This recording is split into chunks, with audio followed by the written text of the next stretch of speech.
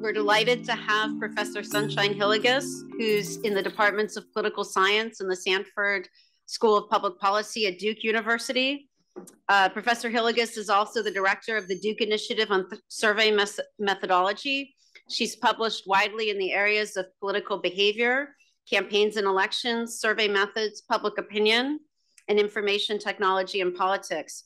Recently, she published the Cambridge University Press book, Making Young Voters, Converting Civic Attitudes into Civic Action. Professor Hilligus is also a Stanford University PhD, and we're delighted she's come in to moderate this panel. Over to you. Thank you, Brandis, and thank you all. Please, eat your lunch as you also learn. We'll consider us to be the dessert course. Because I asked the panelists to speak for just a few minutes, and yet these are people who are members of my dissertation committee, and I have absolutely no control over them. I expect them to go longer than expected, so I want to brief in their introductions so that I can get them talking and hopefully get some of your questions in as well. So we're going to start with David Kennedy, who's a distinguished visiting fellow at the Hoover Institute and the Donald McLaughlin Professor of History Emeritus at Stanford University. And he's going to start us off with some historical perspective. And we're going to then have David Brady join us virtually. He's recovering from surgery, so can't deal with all of our germs. And he's the Davies Family Senior Fellow Emeritus at the Hoover Institute and Professor of Political Science Emeritus at Stanford University. And finally, Doug Rivers is Senior Fellow at the Hoover Institute and Professor of Political Science at Stanford. And he's one of the leading experts on survey methodology, and he and David Brady have some survey results and some slides to also show. So I want to first, thank Brandis and the panelists for this very important topic and kick off with David Kennedy, just with a little bit of context on history of primaries to get us started. Thank you, Hilligus. If this were a prize-fighting match, you could consider me as the undercard, and we're going to get to the real meat of the matter with Professors Brady and Rivers. And I understand that the focus of this discussion, the principal focus is, as Sunshine just said, the 2024 election. But in the spirit of not knowing where you're going, unless you know where you've been, I want to offer a few historical observations about what brought us to this juncture in the history of the Republic.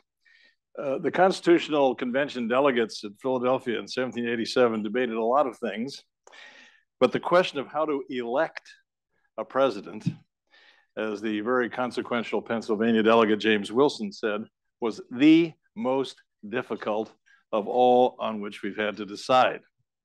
And we've lived ever since with some of the difficulties that they grappled with and arguably failed fully to resolve. So they debated several proposals for how to elect a president. One was election by governors of the various states. The second was election by the national legislature. The third was direct popular election, which was favored especially by James Wilson, as well as Alexander Hamilton and other advocates of what might be called a plebiscitarian style presidency. But that proposal was rejected as, quote, too likely to produce a monarchy of the worst kind, to wit, an elective one. So the delegates in Philadelphia compared popular election of the president by a poorly informed populace to referring, again, I'm quoting from the record, a trial of colors to a blind man. So finally, they agreed in the convention's closing days or even hours on this contraption we've lived with ever since called the Electoral College. So the Electoral College emerged as one of several compromises, of course, that characterized the Constitutional Convention's deliberations. So the Constitution gave the states considerable latitude as to how they might designate the members of the Electoral College, who in turn would select the president. But left unaddressed at the convention was the question of how were individuals to be nominated for the presidency in the first place. And for the Republic's first half century or so, there was an answer to that question. And the answer was congressional caucuses. And that practice strongly suggested that in the Republic's first half century or so, the feeling was that the center of political gravity unarguably remained with the legislative branch. That was the place where the great game of politics was to be played. And that assessment of what was the political culture of the early Republic with respect to the relation between executive and legislative branches, I think is ratified in a sense by the observation that the legislature gets discussed in Article 1 of the Constitution, and it takes 51 paragraphs to lay out what's happening with the legislature. Article 2, only the second article, deals with the executive branch, and that article is only 13 paragraphs long. But about a half century in, with the advent of Andrew Jackson, that political constellation of forces between legislative and executive branches began to shift. And not only did Jackson seek to expand presidential power and assert his independence from Congress, not least of all by issuing more vetoes in his 8 years than all 6 of his predecessors combined had issued in the preceding nearly half century. And he also catalyzed and came to symbolize a tectonic shift in the method of standing up presidential candidates, namely the party convention.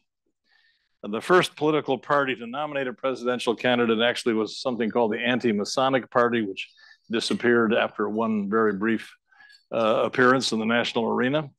But they held a convention in 1831 in Baltimore where they nominated one William Wirt, former U.S. Attorney General, for the presidency.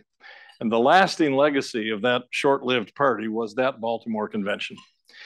The electorate of free white adult males then numbered well over 1 million persons, the largest electorate in the world at that time, increasingly organized into factions or political parties, such as the founders had not envisioned, and those parties were not about to leave the nomination of their presidential candidates to a handful of congressional delegates. So quadrennial conventions became the norm for selecting presidential candidates for more than a century following the age of Jackson. And some of those conventions were truly battleground affairs, most notoriously the Democratic Convention of 1924 in Madison Square Garden, where it took 2 weeks and 103 ballots to nominate John W. Davis. But there were harbingers of things to come as early as that notoriously deadlocked 1924 convention. In that year, the Democratic Party held primary elections in 12 states, and the Republicans in 17 states. And most of those primaries, however, were mostly beauty contests that did not oblige the delegates at the convention to vote for the winners of the popular vote in their states. So, in fact, in 1924, in both the Republican and the Democratic conventions, both John Davis and his rival Calvin Coolidge were nominated in the old-fashioned way in the legendary smoke-filled room by the same party bosses that have been controlling the nominating machinery for nearly a century. And that pattern held for another roughly a generation or so. In 1952, Estes Kefauver, some of you in this room will remember his name, won 13 out of 15 Democratic primaries, but he lost the nomination to Adlai Stevenson, who had campaigned in exactly 0 primaries. So the modern history of primaries really begins nearby here in the state of Oregon in 1910, when Oregon legislated the first binding presidential primary election. And in that era of so-called progressive reforms, primaries were thought to be one among many devices, including the initiative, the referendum, the recall, and the direct election of senators that were aimed at making the political process more inclusive, more transparent, more participatory, more directly in the hands of we the people. So in short, the cure for the ills of democracy in that era, it was widely held, was simply more democracy. And in a country, in a culture where the concept of democracy approaches the status of a civil religion, it was then and remains ever since difficult to argue with that. California, under its governor Hiram Johnson, soon thereafter followed suit for Oregon, as did a handful of other primary states, some of whom then more or less quickly abandoned the very format they had legislated, so that after a few electoral cycles, And as late as 1960, Republicans held primaries in just 11 states and Democrats in 10, perhaps most famously in West Virginia, which was dispositive not for the electoral votes that it yielded, but for demonstrating to the party chieftains that a Roman Catholic could win the popular vote in an overwhelmingly Protestant state.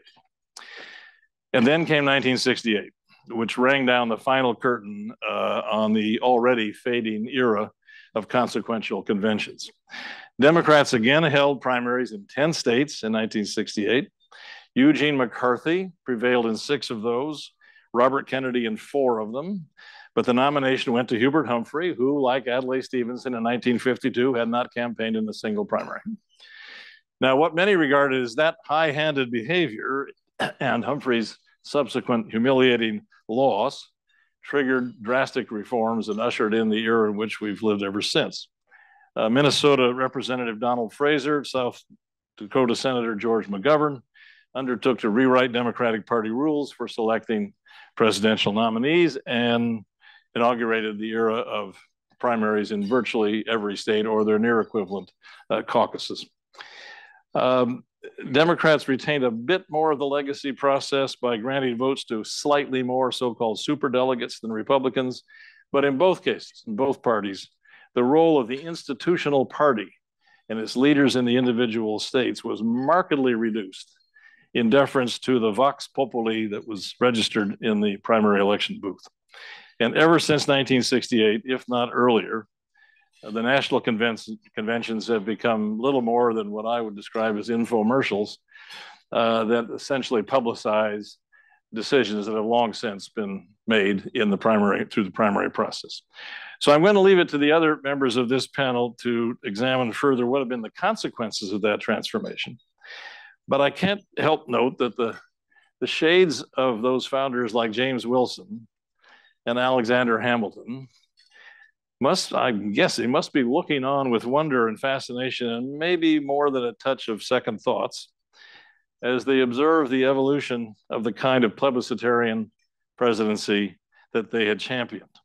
So we've evolved from cozy congressional caucus to noisy convention to wide open primaries in the age of fragmented, manipulated, and often deliberately misleading information. Now, that may be more democracy, but it's probably not what they anticipated. So when we contemplate the actual consequences, which will be the subject of the remainder of this panel's discussion, as distinct from the theoretical justification of the institutions of direct democracy, conspicuously including primary elections, I at least can't help recollect James Madison's warning about a trial of colors by a blind man, or I can't help recollecting his prediction that the kind of plebiscitarian presidency which primary elections have nurtured might lead to, I'm quoting him again, a monarchy of the worst kind, to wit, an elective one. And those kinds of thoughts prompt me to at least explore a near heretical question, and that is there such a thing as too much democracy? Thank you, David.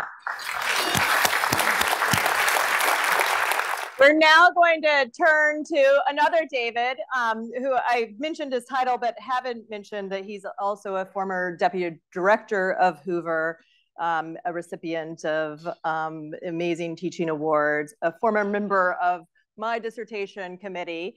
He is joining us virtually on Zoom, and he and Doug Rivers have been working on a survey project that can help us in thinking about what things might look like in 2024. And so, David, if you'll just give us about 5 minutes of what you have found and a little bit about the project, that would be great. So I'm going to deal with the United States Congress, and this is from a survey that we did for YouGov, did for the Hoover institutions, about 2,500 voters. And so in my view, what I want to show is what's happened to Congress over time, and the 2024 election will give us the same sort of Congress. But I want to talk about the role of primaries. So if you look at the question, do you favor a 15-week abortion ban? If you look across all voters, it's 50.2% that say they do. If you look at Democratic primary voters and Republican primary voters, now what I'm using here is I'm just using people who say they're strong Democrats and people who say they're strong Republicans, since they're much more likely to vote in primaries. If I were to add to that strong Democrats who were ideologically left and the converse for Republicans, strong Republicans, I could push those numbers out further. But what I want to say is what happens in many instances is that primaries give us candidates that are further left and further right than where the average voter would be. And so moderates who actually, as recent research has shown, decide elections, they are voting in congressional elections for candidates they probably wouldn't nominate on their own. So the second slide, we do know that election turnout, this is election turnout by 2000 to 2020. And we do know that primary turnout's about 20%. We know that it varies dramatically by state. And probably one of the great examples of that is Congressman Riggleman from Virginia, who had a very strong heritage support score of 95%. He was a libertarian. He officiated at a gay marriage of one of his college friends.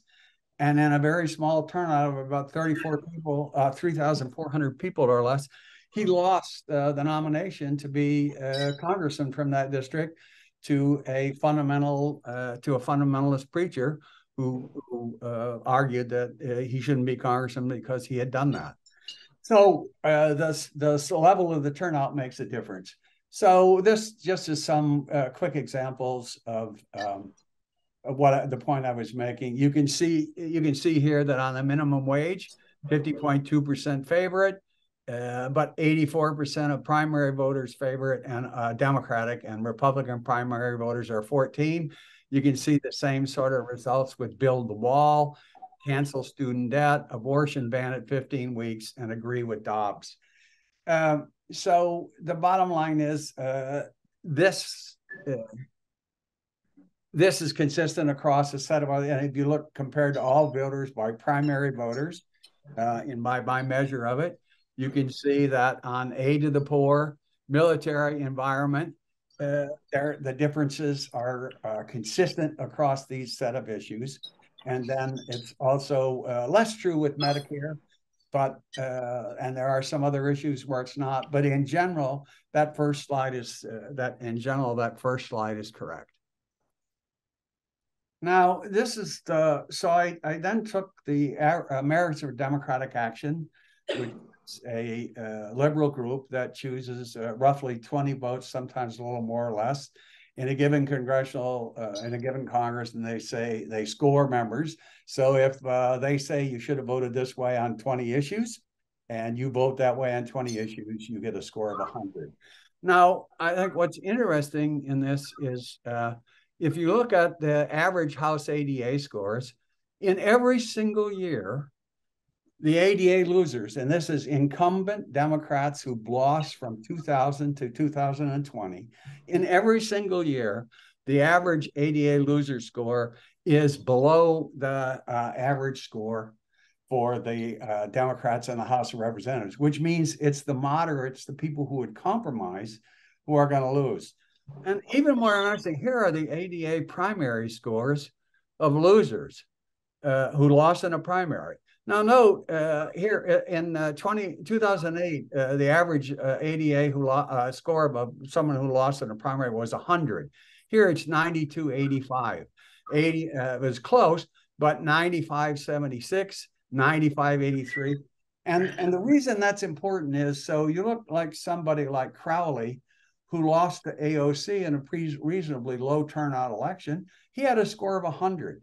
The congressman who got beat in Massachusetts by Ayanna Pressley, those both had very high ADA scores. They were very liberal. And the problem is that sends a signal. So when they're getting beat on their left, and I'll show you the same thing happens for the Republicans quickly, when they're getting beat, the pressures on that side, the idea of compromise, moving a little bit to the right from where they are, is not significant. You don't have too many of those. And what you have is the pressure is not to compromise. And now for the Republicans, I used their own measures, which is a heritage score. And you can see the same thing for the Republicans. You can see that that who loses, average score of the general after 2012. The people who lose have lower heritage scores, and the primary election losers have much higher scores. So the same thing's true for the Republicans. The people who lose in the general election are more moderate, and the people who lose in the primaries are getting beat from people who are taking them on from the right.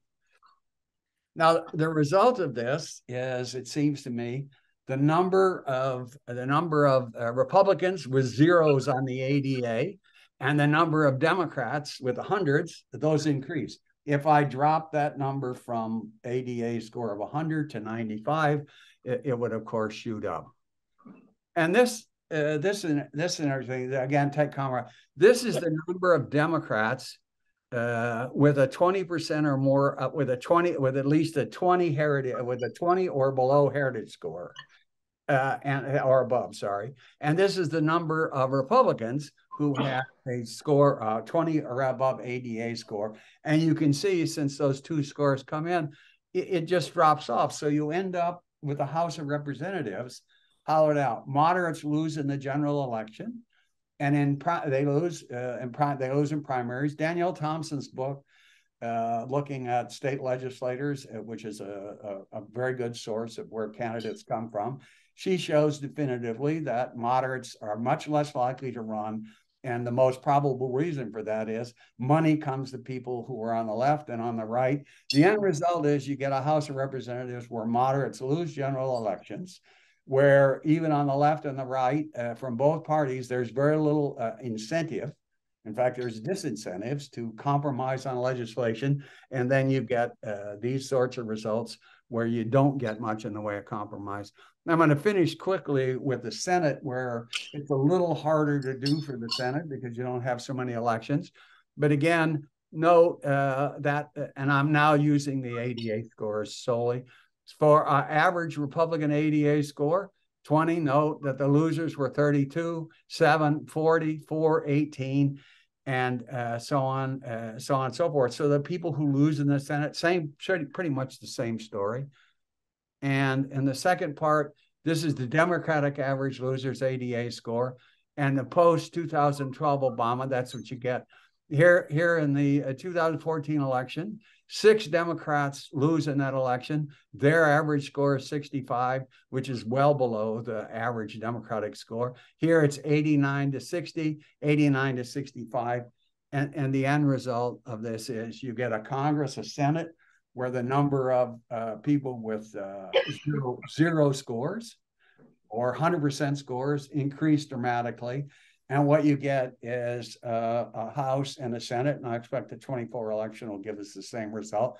House and Senate with where members, moderates are hollowed out, and the end result is there's much less likelihood of compromise, and that's exactly what we see in the Congress.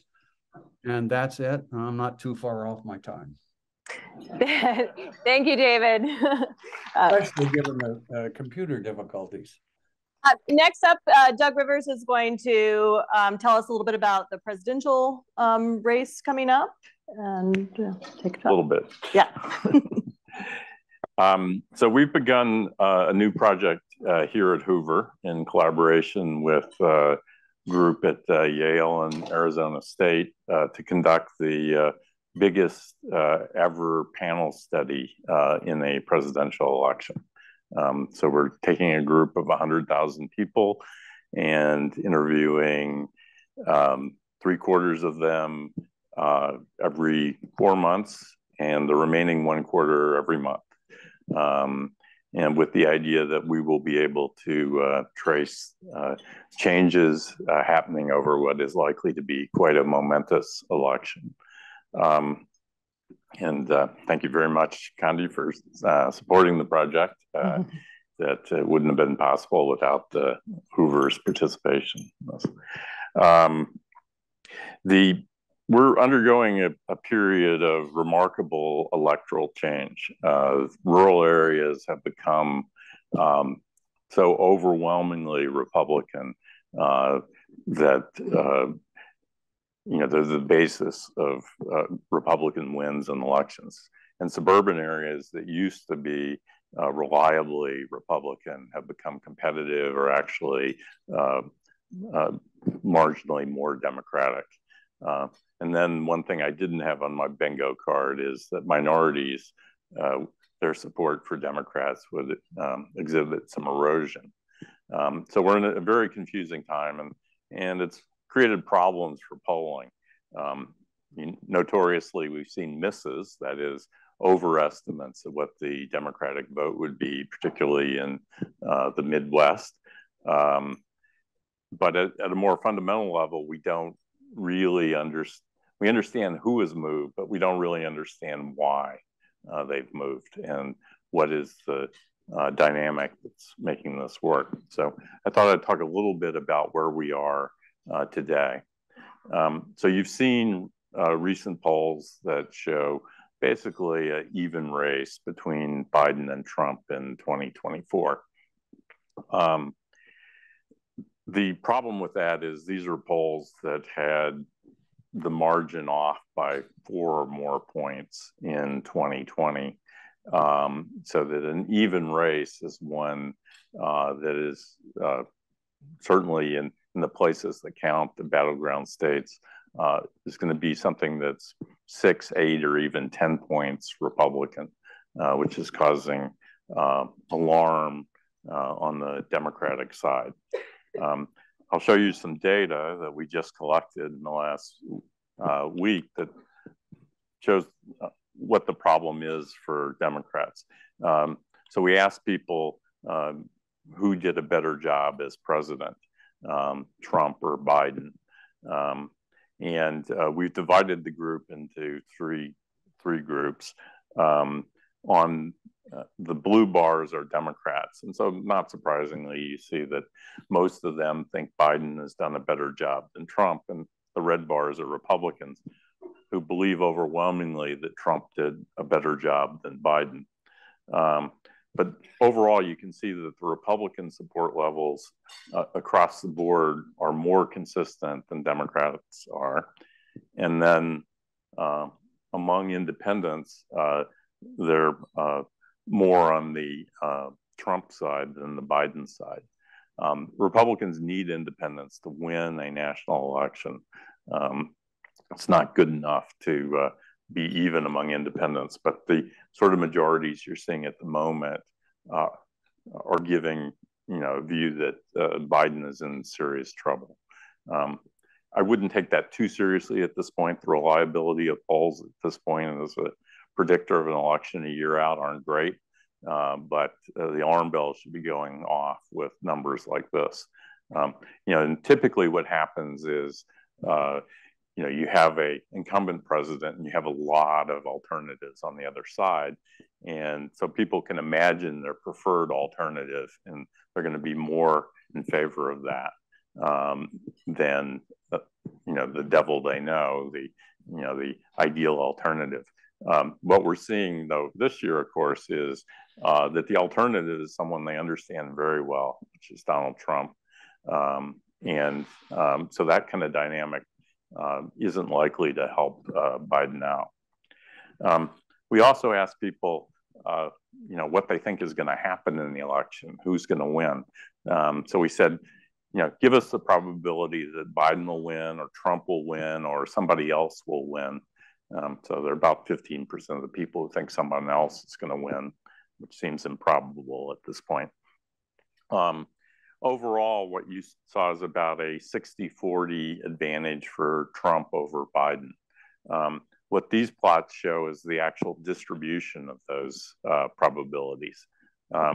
So again, the blue, well, on the left we have Democrats, and the blue here is what's the probability Biden will win.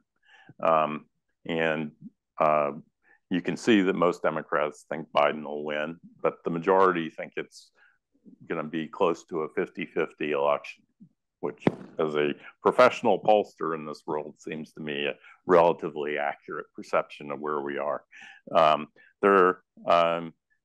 a small set of Democrats that believe there's 100% chance that Biden will win.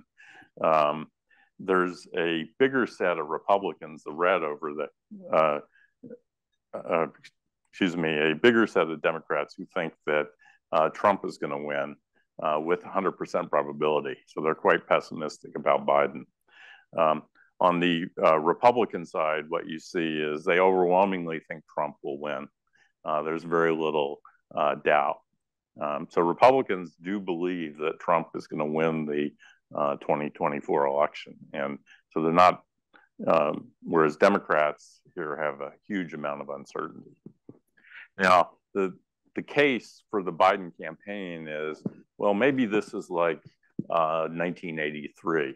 Ronald Reagan did not have great poll numbers through most of 1983, and then went on to win an overwhelming majority in the 1984 election as the economy picked up. I think their idea is, well, we can overcome all this bad stuff with a good economy and Trump is the Republican nominee.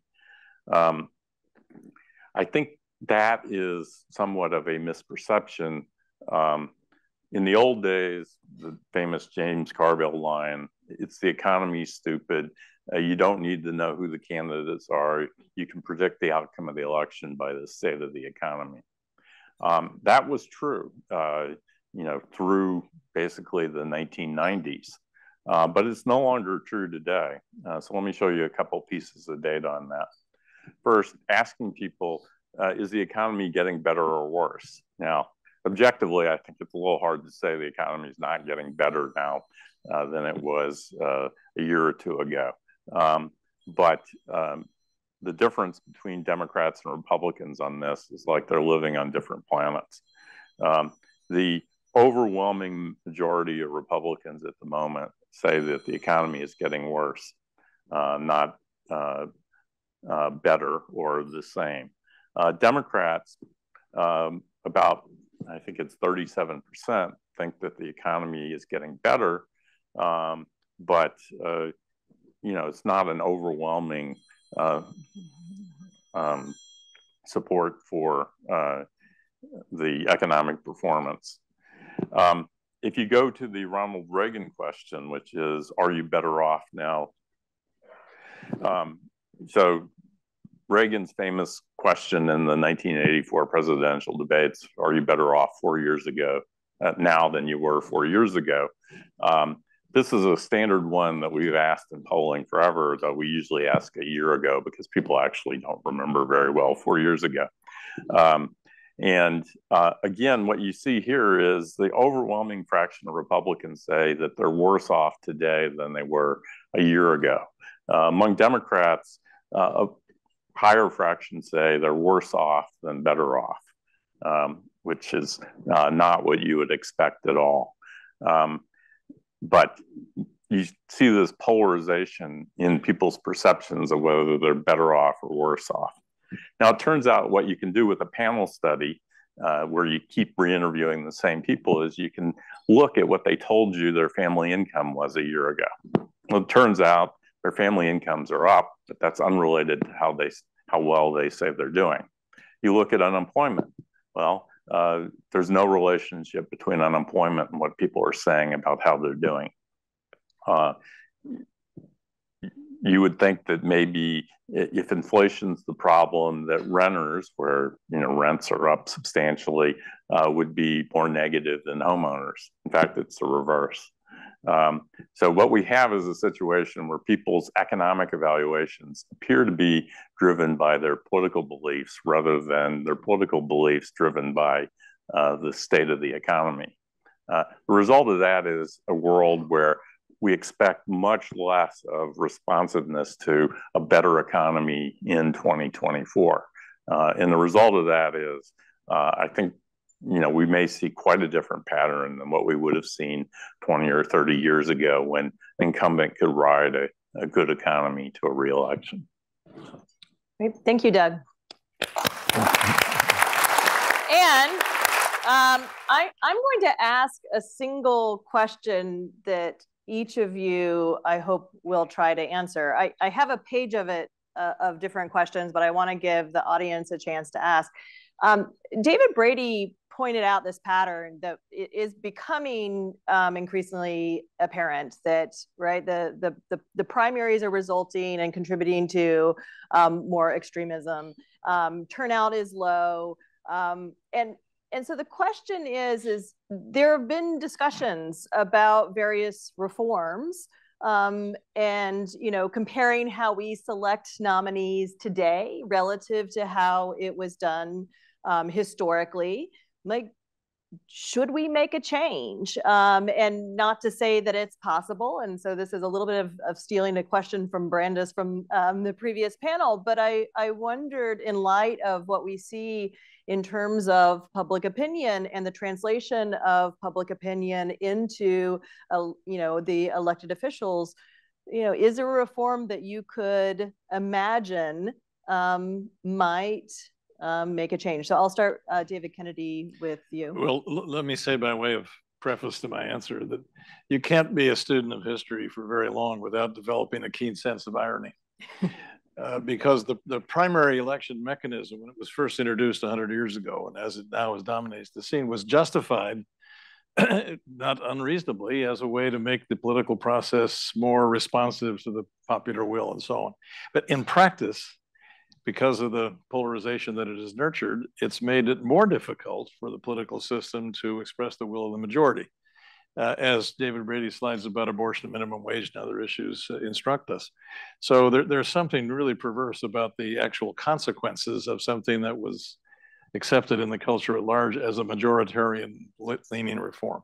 Now, having said all that, one doesn't need simply to imagine reforms in the primary process. There are some already out there, including in this state and Washington State and a handful of others. It's called the open primary. So you try to open the primary system up to participants from whatever party. Supposedly that creates incentives for candidates to move to the center. I'm going to leave it to people with more current data than I have as to determine whether or not that has actually worked. My impression is that it hasn't had much of an effect. And what other reforms might be out there, again, I leave to the more current experts. Great, thank you. David Brady.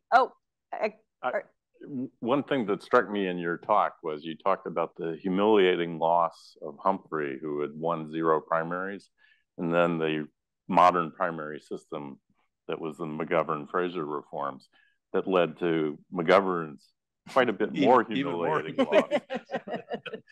Yes, yeah. But Doug, okay, so but I put you on the spot. Are there any reforms that you think we should take seriously and you know, advocate for? Well, I think anything tweaking primaries would be, you know, the current system is not a good one in terms of measuring public opinion, selecting effective leaders. But the basic problem is polarization, that when the two parties don't overlap at all, then there's this centrifugal force that pushes the candidates selected to be too extreme. David Brady, are you still with us? I am. Great. I'm just not with you visually, which is probably a break for all of you. My view on that is that the reforms in California, sort of, I think, in the Senate election, where you're going to get a very liberal Democrat versus a less liberal Democrat. So I don't think that works well, particularly in states like California. I favor ranked choice voting, and I'm with Doug. I think anything that could tweak those primaries would be a beneficial thing. But as long as you get these sort of people who are in the middle, who unfortunately are less interested in politics, that constitutes the problem. And so I've been thinking pretty hard about what is it you could do to increase that. And frankly, I have nothing of value to say on that. I think it's really hard to do, and I don't have an answer as to how to do it. Thank you, David. So with that, I think we should have a few questions from the audience if you have them. If not, I have a backup of pages of things that I could ask if not. Great. Hey, Dan. So for Doug and for and for Dave, obviously partisanship is driving these other opinions on things, even as your own personal finances, but you were looking at everybody in these surveys. What about those who are the potential swing voters? Are they any less sort of tied to partisan bias in their views here? If we just looked at them, would we say the economy could matter in determining the election or the perceived state of the economy? If I can take that question first, Brett Parker and John Farragon and I published a paper last year where we looked at we made the point, Doug, we looked at data back to 1990 and found out that over this time period, your political party affiliation was much more important in determining what you thought the economy was like, whether it was good or not. And when we looked at independents, people who said flat out they were independents, they were the only ones that actually correlated positively with a huge set of measures. What's the status of the stock market? What's the status? So yes, the independents and people who are actually always mostly in the center, they were much more accurate in their assessment of where the economy was. So one quick point here. Round numbers, they're about 30% of the population's Democrats, maybe 27% are Republicans, and the remainder, which is, 45 or so, are independents. So that would make you think there's this big group of people who are, they average out to normal people. But it turns out that there's a big chunk of them who are basically apolitical and don't vote. Then there are two chunks that don't like the Republicans because the Republicans are too left-wing, and they don't like the Democrats because they're too right-wing. And those groups vote overwhelmingly like they're, complete partisans. The set of independents who are actually swing voters is probably on the order of 10, 12% of the population. So you're hanging your thread on a small group of people. And Doug, isn't it also the case that what we know about independent voters suggests that they're, as you said, the least engaged, they vote less frequently than others, and the least well-informed? Except the ones that are highly partisan. I want to comment on that. It's what Doug says is correct, but there's also a set of people who, when they ask if you're a Democrat or Republican, are you a strong Democrat or not so strong Democrat? And those people, if you say you're a not strong Democrat or a not strong Republican, those people are much more likely to switch their vote in an election. And Biden did very well with them, say, in 2020. So the set's a little bigger than Doug makes it out to be.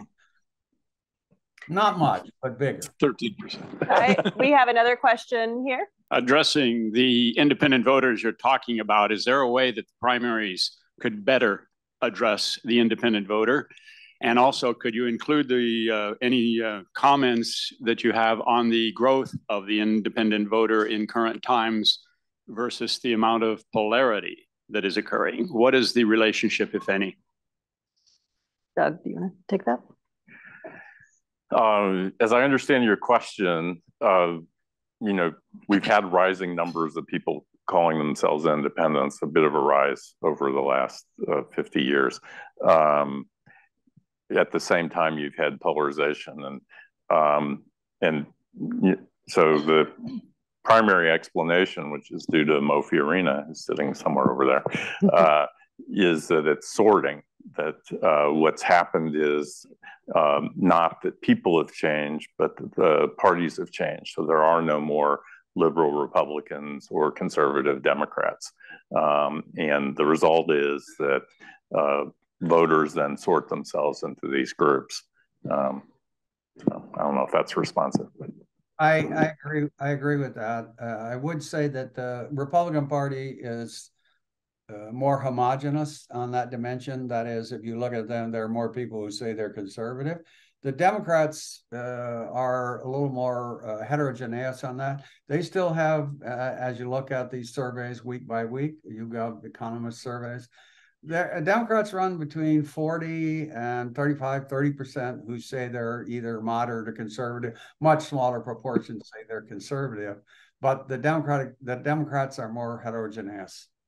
So I know I'm supposed to moderate, but let me just say, I mean, Beyond the Persuadable Voter being a book that I wrote in 2009. So if we wanted to talk a little bit about swing voters, I just want to go back to the point that Jonathan Rodden made. And that is that when you look at the preferences within these coalitions, that there's quite a bit of heterogeneity, right? There's quite a bit of variation. And the question then becomes, are there any issues on which those coalitions will think that it is so at stake in the election that they are willing to not vote with the party or not vote with their history of voting with the party, even if they don't have a strong identity. And so that's just something that I think is still in question, and a question that I will not have you guys answer right now, because I see another hand with my colleague, Peter Fever.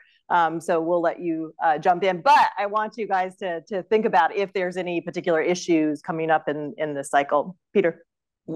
Actually, my question is your question reworded slightly, which is, do you see vulnerabilities in Trump's support? Are there issues or perspectives that cause Republicans to lose interest in him, or that cause independents to lose interest in him, or that cause Democrats to flee back to Biden?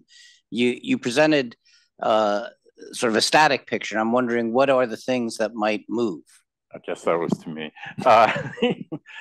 No, I don't see any. I mean, the amazing thing about support for Trump is it doesn't seem to move at all. One of the things we asked last week was, we went through all the indictments and asked people, do you think he's guilty? And then, do you think he will be found guilty, convicted of any of these? And it turns out that while Republicans are less likely to think he's guilty, 40% of them say that he's likely, or 50-50 chance or better, of being found guilty in these cases. So I don't think, like, if one of these cases went to trial and he was convicted, that would be an item that would move things much. There are two wedge issues at the moment. Abortion is one, which tends to separate off moderate Republican voters. Trump is somebody who gets away with, he appointed the Supreme Court justices that reversed Roe. But at the same time, I don't think anyone seriously believes deep down in his heart he's deeply pro-life. So I don't think that one cuts much against him. And then the other direction, the tough issues for Democrats are crime, immigration, and surprisingly, Israel. So David Leonhardt had a piece this week that basically went through some of our polling that showed that support for Israel by Biden is something that separates Democrats a bit. So I don't think there's much in the issue space that is likely to move people against Trump. So Sunshine, that's as usual, a $24 question. So when I think of that, I think rather than in terms of issue, it's how extreme candidates go. So if you look at what happens to Kerry Lake in Arizona, what happened to the guy who ran in Arizona. When you look at these people on abortion and on defense of the 2020 election being stolen on a set of issues, which there are others, and I agree with John Rodden, there's more there. The question is, I think it's a question of how extreme candidates place themselves. They're the ones more likely, they're the ones more likely to lose. And other than that, I'm not, so at this point, I'm not quite sure what those issues might be, but I do think Trump could place himself far enough on these issues that would make it, and that's what looked like happened in 2020. So for me, it's more a question of how far left or how far right, in the case of Trump, how far right they're willing to go. And that's what I think makes these swing voters go the other way. Great. I think there's what we can take one last question. We have one right here. Yeah. of American institutions. And he is anti-institution.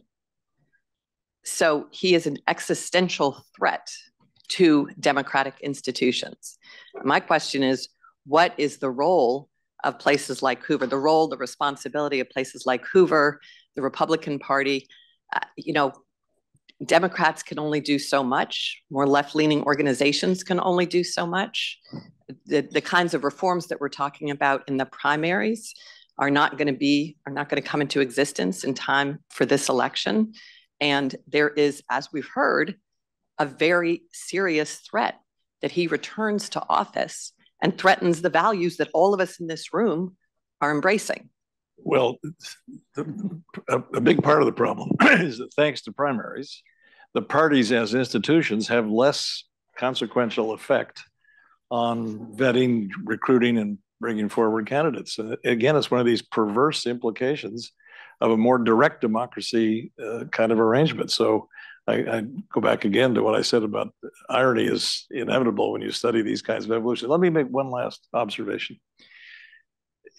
In my mind, at least, majoritarian outcomes are essential to the definition of democracy. You can't really have a democracy without trying to arrange for majoritarian outcomes. We have an institutional reform in the case of primaries that have, again, perversely and ironically driven us in an anti-majoritarian direction. There's another one that's driven not by institutional or structural reform, but simply by demography, and that has to do with the Senate. So 9 states now contain just about 50% of the American population. Those states have 18% of the representation in the Senate. And that trend, thanks to distribution of population and ongoing concentration of population in fewer big states, that's going to get even more severe as this century goes on. So the Senate is, by its very structure, thanks to the demographic changes of the last half century or more, is increasingly a non-majoritarian institution. I don't have the answer to how we're going to fix that. It's deeply embedded in the Constitution. But there it is again. I think with that, we will end on that high note and try to get to the military panel on a little bit of time.